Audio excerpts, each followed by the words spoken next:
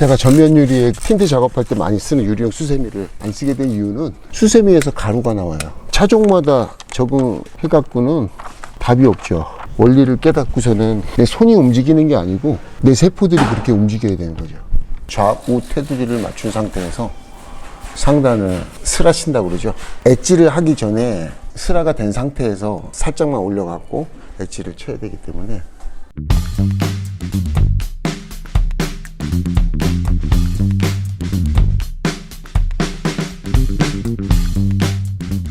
요거를 스라라고도 하고 마이크로 엣지라고도 하죠. 이 스라를 칠 때 사실 알고 보면 너무 간단해요. 스라 치다가 딱딱 걸리는 경우 있어요. 이 유리하고 각도가 안 맞아서 그래요. 유리가 이렇게 생겼으면 유리하고 칼하고 각도가 90도가 되게 해줘야 돼요. 근데 얘가 수그면은 가다가 턱턱 걸려버려요. 스라가 이쁘게 안 나오는 거죠.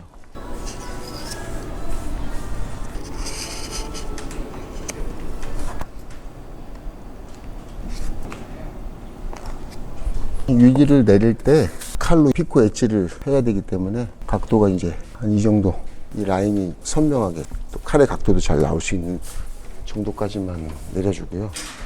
이렇게 많이 내리는 건 좋지 않아요. 이 공간이 좁아지기 때문에. 오늘은 저 바킹 어떻게 넣는지만 중점적으로 좀 설명을 해드리도록 할게요.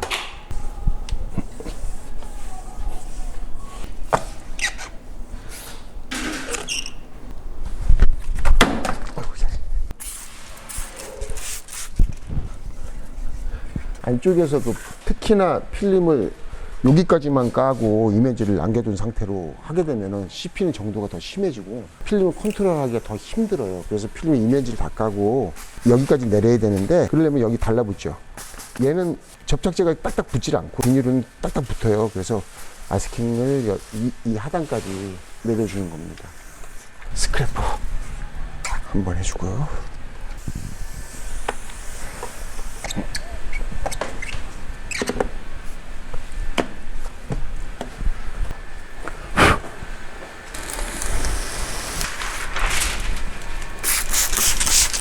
보시면 설명을 하면서 하기가 좀 힘든데 최대한 설명을 해보도록 하겠습니다. 여기를 붙이고서 여기서 밀어내려고 하면 다 씹혀버려요. 여기가 터널이 이렇게 중간에 생겨야 됩니다. 두세 가지 방법만 알려드리는 거예요. 이 부분이 대부분 씹히기 때문에 이 부분의 씹힘을 최소화하기 위해서 터널을 여기서 잡아놓고 필름을 이렇게 밀어넣어야 됩니다.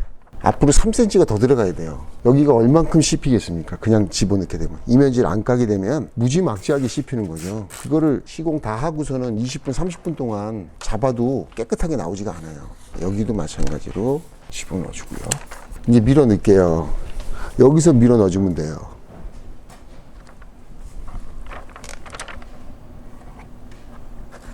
저 안에 보시면은 씹힐라고 그래요. 근데 저게 얼만큼 씹히는지 시공을 하고 밖에서 한번 같이 보도록 할게요.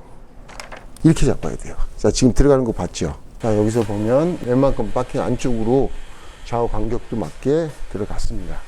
잠깐만. 다른 게 아니라 하고 싶은 것이 있습니다. 좀 리얼하게 있는 그대로 애완도 들어보고 제가 도움 말씀드릴 수 있는 부분 도와드리고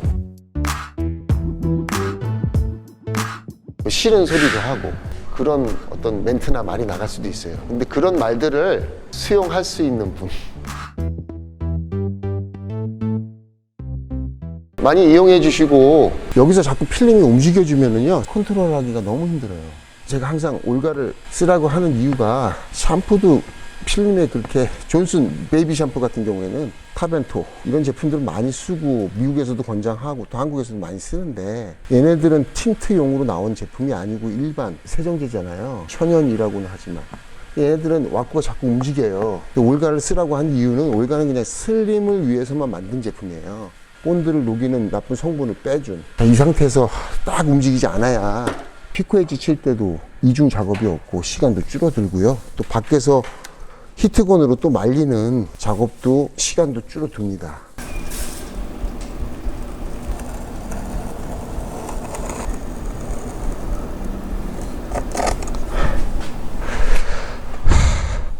다음에 설명을 드리겠지만 피코 엣지 작업을 배우기는 배워서 익히는데 좀 원활하게 모든 차에 다 적용하는데, 짧은 경우는 1년, 길면은 2년, 3년 적응을 해야 돼요. 팅을 한 15년에서 20년 정도 한다 생각하면은 아주 좋아요.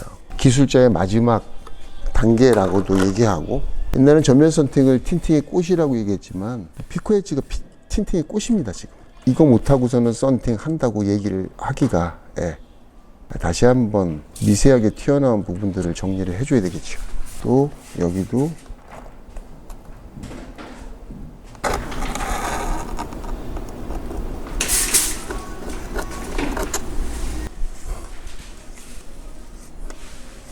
엣지 작업을 마쳤고요. 이제 마지막 큰 과정이 남은 거예요.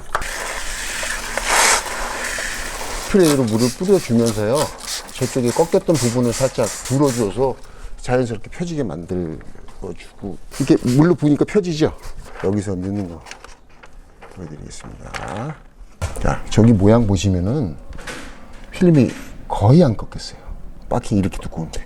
이게 지금 연습하고 또 시행착오 하는데 지금 시간이 걸려도 이거 한번 익혀 놓으시면은 썬팅 인생에 큰 도움이 될 것 같습니다. 이 많은 틴터들이 뭐 시장에서 가성비 좋은 시공들이 대중화되어 있기 때문에 이런 걸 중요하게 생각 안 하실지 몰라도 이런 것들을 한번 겪어야 되는, 타고 넘어야 되는 과정입니다. 힘들어도 이거 많이 연습하셔서,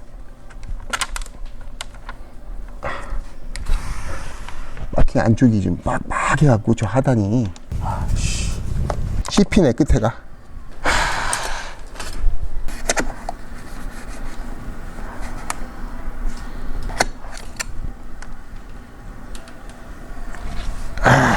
하단 모서리가 굉장히 빡빡한 거를 어떻게 설명을 드릴 수가 없어요.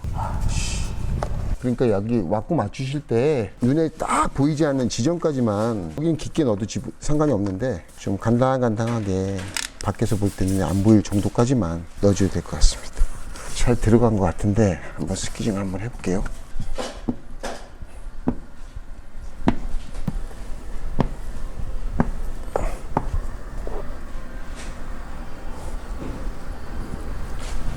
보통 이렇게 그 바킹 깊은 곳에 헤라를 뉘어서 하다 보면 여기가 기스가 잘 가요. 보통 헤라 기스 있죠.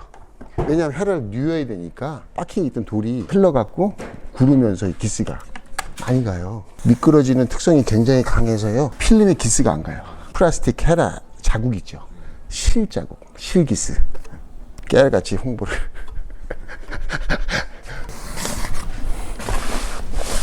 밖에서 한번 볼게요. 얼마나 꺾였나. 하나도 안 꺾였습니다. 보통은 그냥 하면은 한 이 정도 꺾여요. 이면지를 이런 방식으로 안 하면. 자국도 없습니다. 다행히 잘 나왔네요. 지금 이렇게 바킹 안쪽에 플라스틱 헤라로는 이 물이 안 빠져요. 펑키 스테이더라는 이 연장이 이제 요럴 때 쓰는 겁니다. 다른 연장 안 들어가요. 이렇게 해서 글씨가 돌출돼 있잖아요. 그러니까 물이 안 빠지는 거를 빼주고, 다양한 도구를 익숙하게 자꾸 써봐야지, 갑자기 도구를 사용하려고 그러면 사용 방법을 모르고 익숙하지가 않기 때문에 다양한 툴들을 구비하고 도구를 아주 잘 활용을 해야 됩니다. 도구가 없으면은 작업 자체가 안 되는 경우도 종종 발생해요. 지금은 마른 스웨이드 천이고요. 아까 그렇게 했는데도 완벽하게 빠지질 않아서 아주 조그맣게 여기 지금 씹힌 자국이 있고요. 보이세요? 요거 카메라 안 보이죠? 자, 요거는 지금 요 헤라로 잡아줄 거예요. 끝이 이렇게 평평하게 생겼고요. 이 끝에 날카롭게 된 헤라입니다. 요거는 이제 9cm짜리 헤라고요. 9cm짜리 헤라에만 요게 존재해요. 그래서 이 헤라로 왼손으로 집어넣어서 육안으로 보면서 잡아보도록 하겠습니다. 카메라에는 안 보일 수가 있겠죠. 각도가 안 나와요. 헤라도 각도가 안 나와갖고 누운 상태에서 하려니까 가볍게 씹혔기 때문에 깨끗하게 100% 잡혔어요. 그리고 먼지가 있는지 한번 볼게요. 요걸 유막이라고 그래요. 요 유막 자국. 이 썬팅을 오래 하다 보면 이 눈이 먼저 망가져요. 30대까지는 몰라요. 근데 40대 넘어서는 10년 이상 하다 보면 이 점을 계속 보면서 근거리에 있는 것을 집중해서 5분, 10분 동안 이걸 잡는 경우도 있기 때문에 작업은 다 끝났고요. 먼지는 없네요. 씹힌 자국 2개가 있어서 잡아준 겁니다. 오늘 여기까지 해서 이 박킹 깊은 상태에서 필름을 이면지를 어떻게 처리하는지 하고 그 다음에 박킹 구조를 이용해서 터널을 센터로 잡아서 펴서 밀어넣는 그걸 보여드렸습니다. 다음엔 어떤 걸 좀 중심으로 좀 보여주실 건지. 특히 요즘에는 아까 말씀드렸듯이 전면 시공보다 측면 시공이 더 어려운 시대가 됐습니다. 차들이 박킹 구조가 빡빡하고 또 옆유리에도 발수 처리를 하는 경우가 있어요. 그래서 유리가 안 움직이고 옆유리 시공하는 처음부터 끝까지 과정 베이직한 거지만 먼지가 안 들어가게 하려면 어떤 순서가 필요한지 어떤 과정이 필요한지 그 다음에 중복되는 동작은 하지 말고 최소화된 함축적으로 간편하면서도 함축적으로 포커싱을 어디에다 맞추고 시공을 해야지 먼지가 안 들어가는지 보여드리도록 하겠습니다. 이상입니다.